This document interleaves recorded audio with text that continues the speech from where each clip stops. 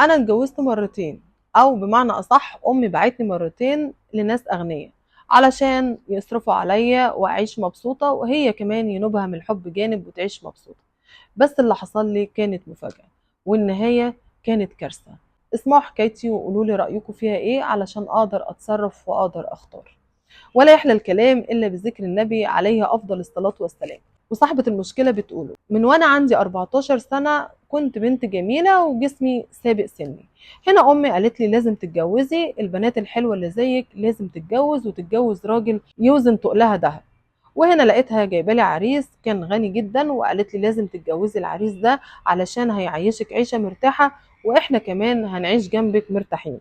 واحنا ساعتها كانت ظروفنا تقريبا تحت الصفر.